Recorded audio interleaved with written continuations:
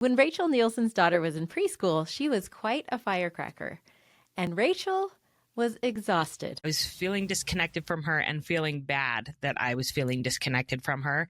I mentioned that to my counselor, and she said, well, you need to engage with her where she's at a level she's at. What does she like to do? And I said, the only thing she loves is like making messes and climbing all over things and Frozen. She is obsessed with Frozen and princess dresses and wanting to look like Elsa. And then my counselor surprised me when she said, you need an Elsa dress. And I was like, I need an Elsa dress? And she was like, yes, you need an Elsa dress. As I was scrolling through the different Elsa dresses, I just could not stop laughing. And that alone completely lifted my spirits and got me out of this place where I was feeling discouraged about my relationship with my daughter, and just made me feel lighter and more playful and joyful, and thinking about how funny it was going to be to bust out in this Elsa dress. So I ordered one, and I ordered her a new one. And then one day I put it on and I just came out in the Elsa dress like a queen into the living room. And she was amazed, of course, and thought it was the greatest thing ever. And we played Elsa, and we would turn on Let It Go and pretend to build ice castles. And she loved it so much that like at 7:00 in the morning every day, she would bring me my Elsa dress and we would play Elsa before the day even started. And it was just a really fun way to connect with her. Like, it brought the kid out in me and it made me laugh. And so it really did help me to feel more connected to her. Welcome to the first season of the Family Lab. I'm Whitney Archibald, mother of 5 and former host of the How She Moms podcast. I recently had a big rock climbing accident and took a little break from the podcast. And while I was away, I started to rethink the podcast and decided to do things a little bit differently. So we're renaming it to the Family Lab, and I'm super excited. Part of this change was because one of the mindset changes that was most impactful, has been most impactful in my parenting, was when I realized that there's no one right way to parent. I kept looking for this one answer to solve each of the major problems I was facing. And instead I realized it's all just a grand experiment. We all just need to try new things. Different things are going to work for different kids, different families. We just experiment with lots of different solutions. So that's what we're going to do here at the Family Lab. We're going to talk about experiments, try things, fail at things, succeed at things all together. And I'm really excited for it to start. For this first episode, I recruited 2 co-hosts, my sister-in-law, Angelynn Singley, who has 7 kids from 3 to 14, and our mutual friend, Paola Jellings, who has 6 kids from 2 to 14. Today on the podcast, we are talking about connecting one-on-one with our kids, which sounds like really wonderful and warm and fuzzy, but it can also be really challenging, depending on the kids, depending on the stages, and just different times in your life. As I was thinking about this, I am just really curious with you guys, what are some of your like go-to slam dunk? This is a good way to connect with my kids. I enjoy it, they enjoy it. And it could be specific kids, or it could be any kids in general. Okay, if you're talking about slam dunks, I have way more slam dunks with my younger kids than my older kids. Oh, my older kids. So I'm looking for some wisdom there. But you know what a slam dunk is with my 4-year-old and my 2-year-old? Is going to the pet store. I totally used to do that. I kind of forgot about that. Go to the pet store. Go to the pet store, look at the fish, look at the hamsters that they can't take home. But yeah, we go to the pet store. And then that brings back good memories. Yeah. I did that with the older ones and then forgot. And then we recently got invited to a birthday party where they asked us to bring the celebrant a fish because he got an aquarium for his birthday. Oh. So everyone was going to Petco and buying fish. And then I realized I have never taken you guys to the pet store. And it was wild. They were out of their minds happy. I love that. I have not taken any of my children to the pet store, so I'm excited about this idea. And so simple, except for the Except for that they then want a puppy, but that's Except okay. for like, can I have this bird? No. Can I Right. have this guinea pig? No. No, but you can still name it. You can still name it and then come Yes. back and We visit can blow it a kiss. We can come back and see him later. and take pictures with it, like Yes. everything. It's great. Yeah. Paula, do you have any slam dunks? I mean, so I have a 14-year-old. We're not a very huge, we're not a heavy technology family. Like, we don't have a TV in our home. Screen time is very limited in our home. I'm more probably on the strict side when it comes to screens, but my oldest loves movies. He loves them. And at some point we started allowing him. So we had one child who was requiring behavior charts at school. Uh-huh. And my other two older kids were not requiring them. And we were trying to use positive reinforcement with this child who was requiring behavior charts and being like, okay, if you get 5 stars all week, then you get to pick out a cereal, you can do this. And the older two kids were like, wait, where's our reward? Right. We're Always doing good. it. Yeah. We're always like making better choices, but we're not getting our favorite cereal every week. And so we had to come up with a way to reward that behavior, right, in a different way. So we started doing stay up nights where once a week the kid gets to stay up later than everybody else and do something that they enjoy. And so for both of my older children, right, they have chosen to do like either a movie or shows. And so with my oldest, it's movies. And with my daughter, it's like a long running show. And at first it was kind of like, I don't want it to be screen time. Let's bake something instead. Let's make something, I wanted it to be more meaningful. Uh-huh. But I realized, like, as I've been willing to kind of let go a little bit and just allow, right? Just kind of, all right, let's just see how this goes. I've actually come to love it. Eleanor and I, my daughter and I, can now talk about these characters, right, on this TV show that nobody else, it's almost like our own little club. Like, her and I have been watching this show and no one else in the family knows these characters, and we'll get shocked by the same things. And so it's been fun to have that kind of like inside joke, right? And then with Calvin, it's like we're now introducing him to movies that we watched that my husband and I watched as like teenagers or kids. Uh-huh. So to watch him watch them, right, I think is more fun than like, is the best part about it. Like movies that I loved as a kid that I'm like, oh, now I get to see his reaction to these movies that I loved so much as a kid. But that I guess has been something that I was surprised at and was like beneficial, but I wasn't expecting it to be.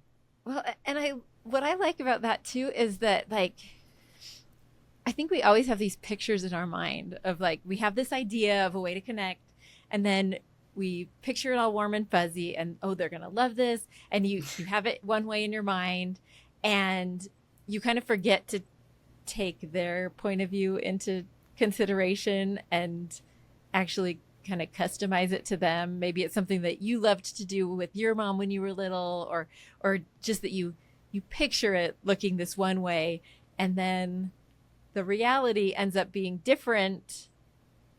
Sometimes it's hard to get your mind around, like, no, that wasn't a failure, that was just a course correction, and it actually works out much better when you let the kids take the lead sometimes. Wouldn't it be so nice if what you thought was meaningful was agreed upon by all parties? If you just agreed with me all the time, this would be so easy. But I loved, Paula, that you like let go of that, just like Whitney said, like what they are interested in, I guess has to take lead. I don't know. Yeah, and it was probably totally different from what you pictured in your head. You were picturing this like cozy baking session, and it's not that. Yeah, and it has been great. And it reminded me of a quote that I read years ago, long before I had older children, that said, like, learn to be interested, like learn to like what your kids like. Like even if in your head it just sounds like, I remember one of my kids like talking about Marvel all the time, and I could care less about these Marvel characters that he was reading about or learning about. But so I remember when I read that quote, I was like, well, yeah, that makes sense. Like, yeah, show an interest in your kids' interest. But then, right, having that kind of full circle moment where it came back and I was like, oh, this is what she was talking about. Like, even if you're faking it, even if you're faking it for a little bit, right? Like, think about when we talk to someone, right? We're looking for someone to resonate that same energy back to us if we're excited about something. And when the person that we're speaking to doesn't, or kind of just falls short of that, at least for me, I just kind of move on to the next person who I know will share that excitement with me or resonate that kind of level that I'm kind of sharing. Does that make sense? And so it's like no different with our children, right? If they don't see us being like, oh, you know what? And asking questions about it and being excited about it, even if it's a little disingenuous, they'll just move on to somebody else who will kind of share in that excitement. Listen, Paula, I may or may not be on with this, but I remember at one of your particular kids that we talked about Marvel. This is like years ago, and I did not have to fake it. I didn't have to fake it. And then the kid's surprise in his eyes when he realized that I knew what I was talking about, he was like, oh, okay, let's talk about the Infinity Stones then. And I remember having this moment with one of your kids so I'm just like, hey, maybe we can delegate. Yeah, phone a friend. Yeah, phone a friend who really likes this nerdy thing and doesn't have to fake it. I mean, hopefully that was a positive experience. That's why I pass off chess to someone else. I'm like, one of mine really loved chess, and I'm like, I'll buy you the chess set. I'll buy you the 3-way chess set. I'll give you a book about chess, but please, I just don't want to play it. I don't know if that's good or bad, but I pass it off to Dad. No, I love that. I think it speaks to, right, hopefully creating or having a support system in place of I am very much like, dude, it takes a village.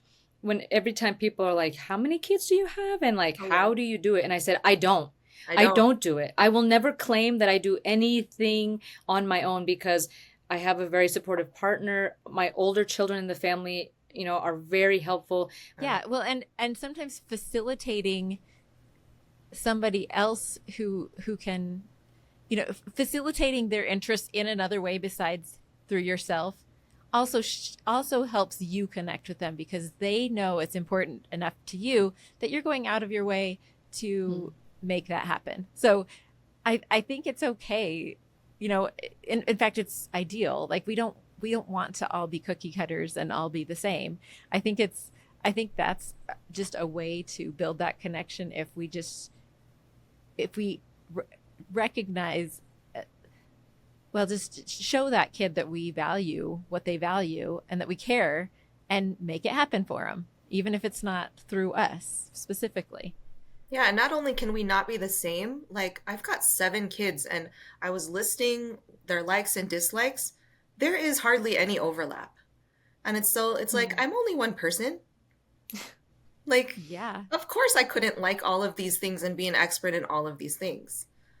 And that being said, I know that Paula, her oldest, is really into sports. And so am I. And guess what? I don't have one of those yet. So did I ask for the schedule for basketball? Yes, I did. And will I be at those games? He sent it to her. Absolutely will. He sent it to her. So yeah. He emailed it to Mom, Dad, and me. Oh, I love that. Sweet. I loved it. That is so great.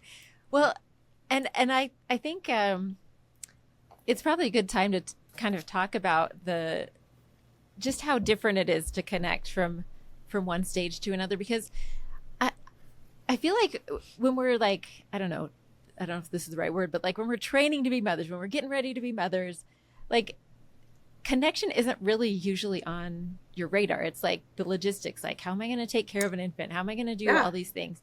And actually at first it's not it's kind of a default. Like, this baby adores you, and Yes. you're their whole world. And so you don't really have to work at connecting with your baby, except for just spending the time that you have to spend caring for the baby. Now, I understand that, like, some people don't feel a connection right away, and there's postpartum depression, and there are all sorts of things that are outside of that. But as from the baby's perspective, that Right. baby adores you and is connected to you. And then they start, like, getting a little more independence, and then they're toddlers, and they want you to play pretend, and sometimes you don't want to play pretend. So it just kind of, it gets a little more complicated with every stage, and it's not like something you can figure out once. You have to figure it out over and over again. Like, how do I connect with this new person who is the same person but is different because they're in a different stage? Right. Even a new, like you said, a new person, but like actually what worked for my first person at 2 isn't 100% working with my second child at Right. 2. So yeah, there Right, is a lot to figure out. Because I used to think, like, oh, you figure out how to be a parent, and then you have that skill of being a parent, and then it's just going to apply across the board. And then you realize, oh no, I have to figure out how to be a parent 5 different times for me, Yeah. and you guys have more. So yeah. And then, yeah, not only 5 different times, but those 5 different people are always changing. Add into that neurodivergence, and you've just got so much to figure out. Yeah. Yeah. Like, so let's talk about when it's hard to connect. We've talked about some of the ways we do connect.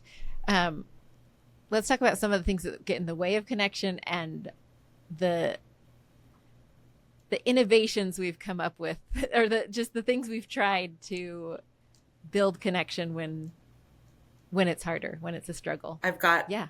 the just turned 3-year-old and then a 4-year-old. They are sticky. They are gross. It is hard for me to connect to somebody who is sticky. So sometimes when I'm at my wit's end, we shower, we take a bath. My little one has like really curly hair. I'll put like curl cream in her hair. I'll do the whole thing. And then sometimes it necessitates a trip to Target and a new outfit. And I dress them up and I look all nice, and I go, you know what? You're a lot easier to love when you're clean and you're looking good. That is a little bit shallow, but you know what? I don't know. I think they enjoy it. Well, they enjoy the attention. And I enjoy that they're not sticky anymore.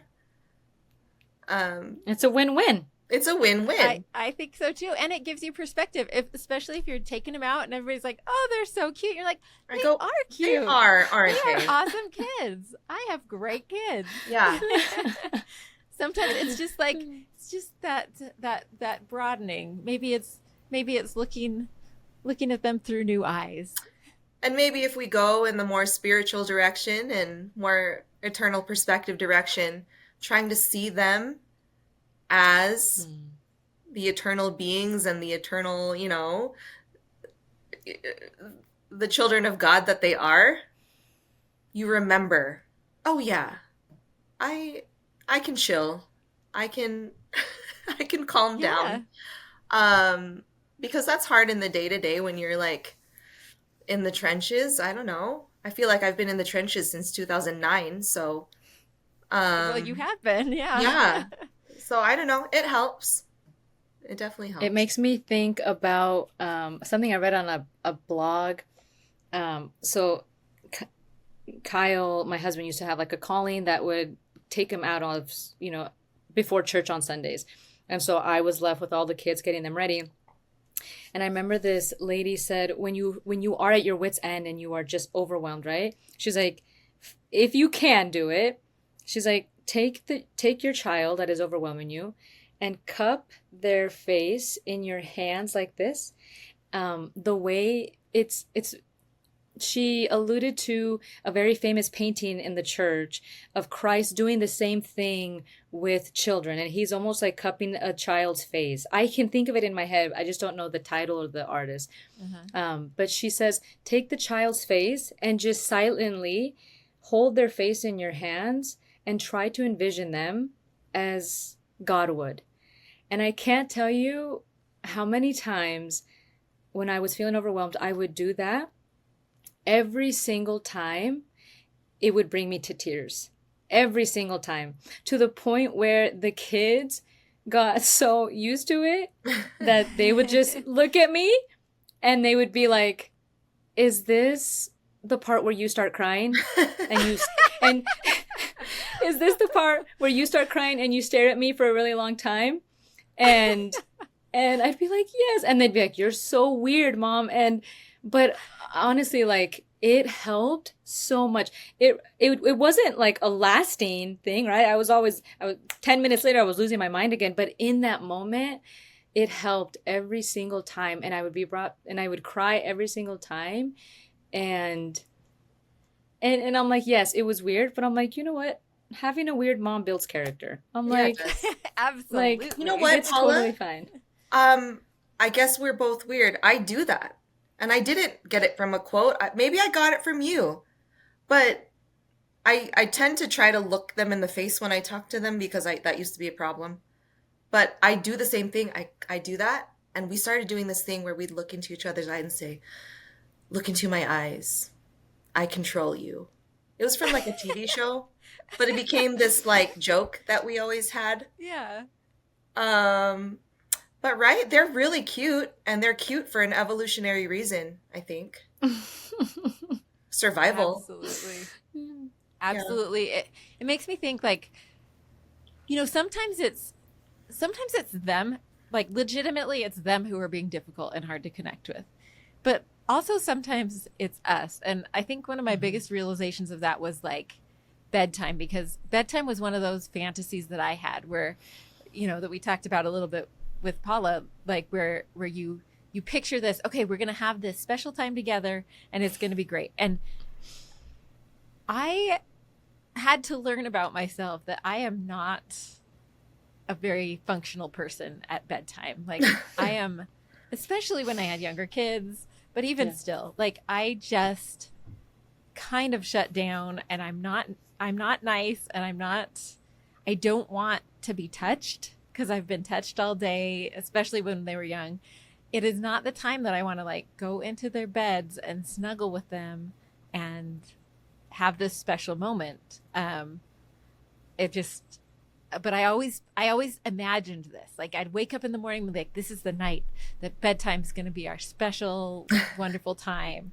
And it just didn't happen for me. So at some point, when most of my kids were elementary age and below, I decided I am a morning person. Like I just know that about myself. I am not a night owl. I'm a morning person. I'm a morning lark. So I decided that was going to be the time that I snuggled my kids. And so I started, instead of snuggling them at bedtime, I'm just like, please just get in your bed and let's start in the morning. You know, like I made that as quick as I could. They'd drag it out still. But I focused on the morning, and I was like, and I did morning snuggles. So instead of like, get up, it's time to go, I would go in and I would just lie down in their bed with them and rub their back and like kind of gently wake them up, snuggle with them, ask them what they were planning to do. It took like starting a little bit earlier, but it was like this. And I brought them a cup of water, like, here's a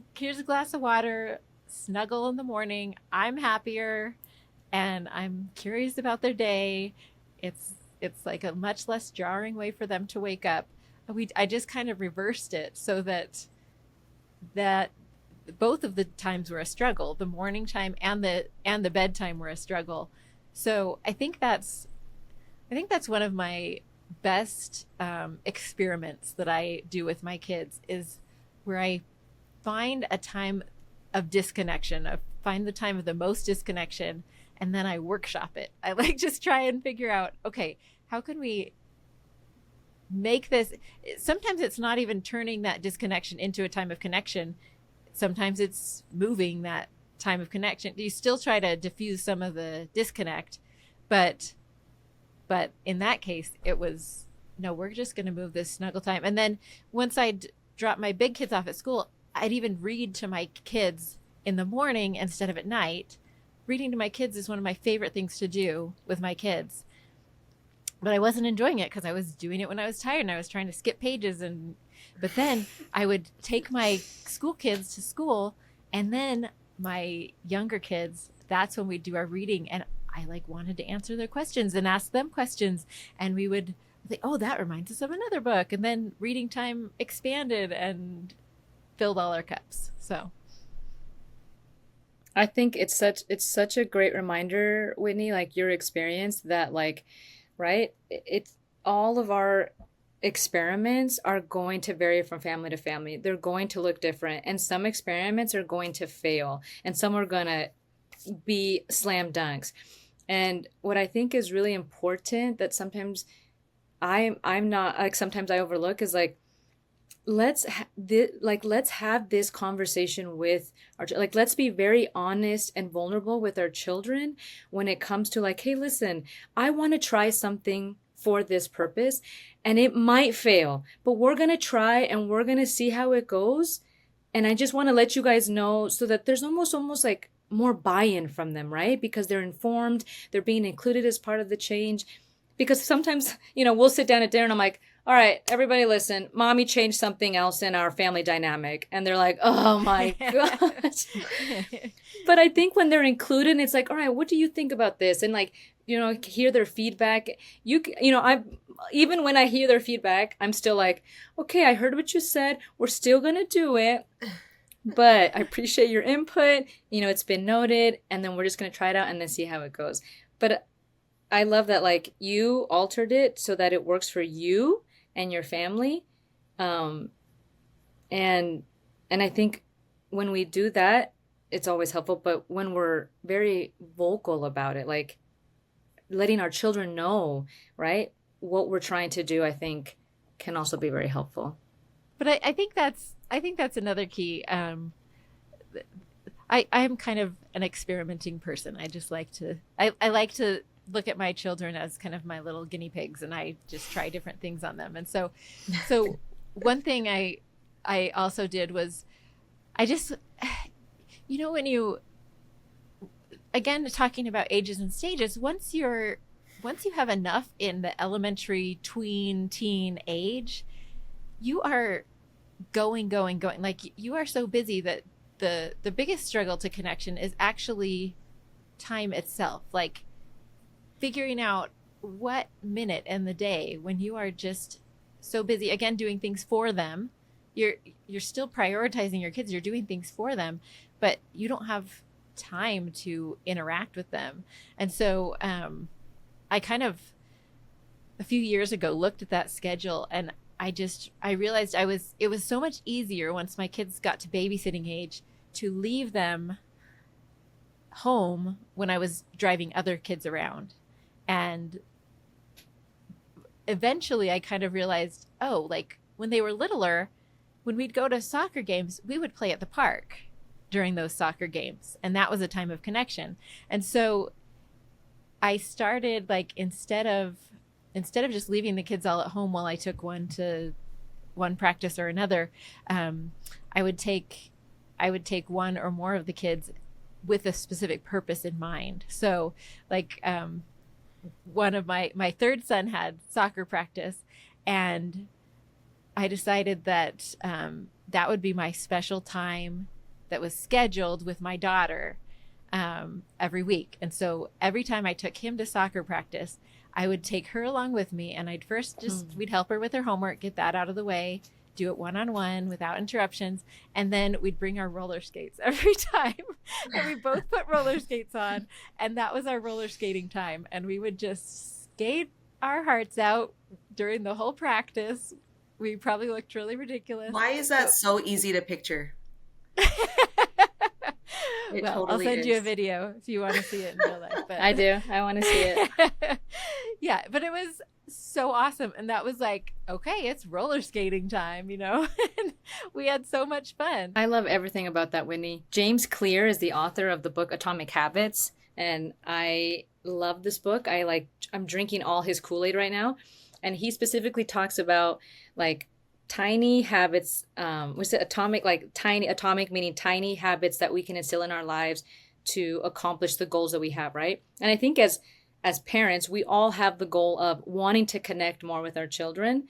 And he talks about something called habit stacking, where you do something, you incorporate a goal that you work towards your goal by incorporating into a habit that you are already doing. So for example, his example is like, you want to start working out. So every time you brush your teeth or every time you use the restroom, that, like that's your like reminder. Oh, if I go to the bathroom, I have to do 10 sit-ups afterwards, right? So it's like you're incorporating a habit into something you already do. And that's exactly what you were doing with your babies. Like totally, you already had to go to practice, right? And like you said, and you just, right, good, better, best. You could have been on your phone working on your budget or working on, checking off all the to-do lists, but you have a goal of wanting to connect with your children and you incorporate it into something that you're already doing. And it's like, what a beautiful way to spend our time. Like I love everything about that. So that kind of brought to mind another book. I've read so many parenting books, like a ridiculous number of parenting books, and listened to podcasts and stuff. Still, one of my very favorite books is one of the simplest, and I have it right here. It's called The 5-Minute Time In, and it's totally just self-published by a woman named Brittany Smart. And the thing I love about it the most is her situation and what she did with it. So she was having speaking of struggles with connection, she was having just this moment of disengagement. She'd wake up every morning like, okay, I'm going to be an engaged mom. I'm going to show love to my kids. I'm going to do all this. And she just couldn't. She felt like she was failing every day. She said she didn't even like her kids. She didn't like to be around them. She didn't like the day in and day out of motherhood. She had always wanted to be a mother. She has 5 kids. This was her dream that she's living, and she is not enjoying it. She's totally disengaged. I mean, when you're in a situation like that, what is the advice that you most often get? Like when you're in burnout, when you're in motherhood burnout, what are people going to tell you to do? Go eat chocolate in your closet. Right. They're going to tell you self-care, like go have a spa day, go take care of yourself. And so she was doing her scripture study, and 1 Corinthians 13:1, it says, though I speak with the tongues of men and of angels and have not charity, I am become as a sounding brass or a tinkling cymbal. And the phrase, and have not charity, stood out to her. And she's like, I'm going through all these motions. I'm doing all these stuff. I'm caring for my kids. I'm taking care of them. I'm not doing it with love and connection. And so she was like, I don't need to take all this advice to leave and go on a girls trip or go take care of myself. What I need is to lean in and connect more with my kids. And she's like, I realized I didn't like them because I didn't know them. I didn't know who they were at that time. And so her idea was her experiment, I should say, it was so simple. All she decided to do was to spend 5 minutes a day connecting with each of her kids. And for her, this was bedtime. I've already said that might not work for me, the 5-minute bedtime. But she just would get into bed with them and just with no distractions, talk to them for 5 minutes. And she would tell them, okay, this is our time. You talk about anything you want. And she decided to do it for 4 weeks. That was her experiment. And she even had a notebook where she recorded what they talked about, because she was like legitimately trying to study her children, trying to figure out who they were and learn about them. And so I think that was a good part of it too with the kids, because they knew how important they were if she was writing things down. So she kept a record. She did this for 4 weeks. And even by the end of the first week, just this 5 minutes, the kids started expecting it and looking forward to it. They all were looking forward to it, and it was changing things throughout her whole day. And it revolutionized everything. And it solved the problem for her, especially over that month. And it was 5 minutes with each kid. And I love that you brought up that it wasn't a grand thing and it was just a very simple. It's almost like when things are too simple, we're like, oh no, that won't work. right. But then it's The like, whole have you snake on the tried? stick, huh? Have you, yeah, have you tried it? And that's the whole thing. Like I am short on time. There's just a bunch of them. Yeah. Yeah. And so I will totally try that. I love that it's simple, and I love that it was like a committed, like I'm going to try this for a month. Yeah. Yeah. It's finite. Yeah, yeah. My 14-year-old, I don't see her a lot. She's just started high school. She comes home. I mean, they get out at 5:30 because they're rehearsing for like a musical. Uh-huh. So there actually just isn't a lot of time. And Yeah. then with seminary and with young women's activities and whatever, there's just not a lot of time. And I realize some days, like, I have not spoken to her today, except for, do you have your lunch and goodbye? So I did start doing, like, I would just go in a room. And sometimes I would, like, tidy it up as I'm going. And this wasn't like a, how dare you not tidy up your room? She was like, oh, thank you for tidying up my room, because she's really messy, but it bothers her. So, if that works. If not, maybe don't Yes. do that. I But mean, a little service goes a long way. yeah. Right? But no, I sit and I ask her, okay, what's the chisme on the kids? What's the drama with your friends? What is happening? What song did you choose to audition with? I talk to her. Some of my kids don't like to talk, but this one likes to talk. And I'm so grateful. But it's some of the best times of my day are just talking to her. So that being said, I realize I have to exercise a lot of patience because she is almost 15. So although she likes to talk, sometimes I have to endure like the sneer. I don't know, like Whitney, your kids are older. Uh-huh. I have to endure the sneer or like the attitude. And I have to like bite my tongue because I don't know. My mom always used to say, fix your face. You know what? Sometimes you do gotta fix your face. Just fix your face. I wasn't even aware of my face, but fix your face. Don't say fix your face to this one. But if I can get over the sneer, she really does want to unload and want to talk. So boy, is that an exercise in patience and taking time to listen. Yeah. But it's been paying off, I think. Yeah. She's still young, but I think it's good.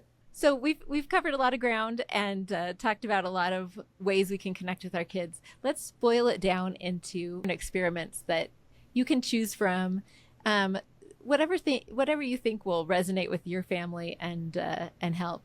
The first one I think is that idea of habit stacking that we talked about with Paula. Finding something that you're already doing and adding connection into that. The one that I'm really excited to try is that second one we talked about, or the one we talked about with Brittany with her 5-minute time in with her kids. I'm really excited to try that one, where you take 5 minutes with each kid. I guess we'll have to pick a time. Pick a time to just let them talk to you, and you're completely locked in with that kid. And then record what you find about them. So the experiment that I think I'm going to try to work on or get back to doing, because I haven't done it in a long time, is taking a moment to just hold my child's face in my hands. I actually can't wait to try that with some of my kids, especially the oldest ones, just to see what they will say or do when I do that. So I'm going to try that one as well. Yes, it's a lot of fun with the older ones. So you can tell this is my first video episode. We had some technical difficulties. So I'll share 4 ideas from the Family Lab community about how they connect with their kids.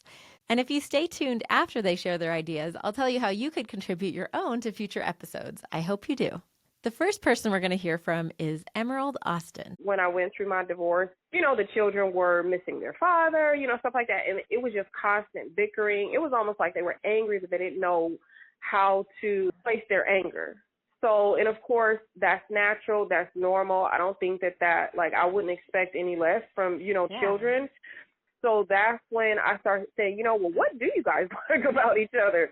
So every single night we just basically go around the room and then say what we like about each other. And, sometimes it's a physical trait, but as we kept doing it, they start saying, about their personality or their talent or, Mom, I love the way you cook, or, I really love how tenderhearted you are. I think it just even builds positivity. It builds self-esteem. It just builds a lot of things amongst each other. And I think it also builds a friendship with the children.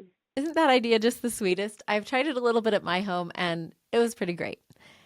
Next up, we have my grandma, Donna Dayton, with a sweet story of connection with my mom. Okay, I don't know exactly what I must have told her no to some little project she was doing, but it made her angry, and so she says, well, I'm going to run away. And I just said, well, okay, wait a minute, because I think I'll go with you. And so we took off, and we went out the yard and through a vacant yard over to the neighbors, and we climbed over in a little fence, and there we sit there, and I decided we'd take a little lunch as long as we was going, and so we had our little picnic there, and we just sit there, and finally she says, I think I'll go home now. And I says, okay, if you're going home, so am I. Everything seemed to be awful smooth. And here's Cassie Gadd, my sister, who is always good at bringing humor into parenting.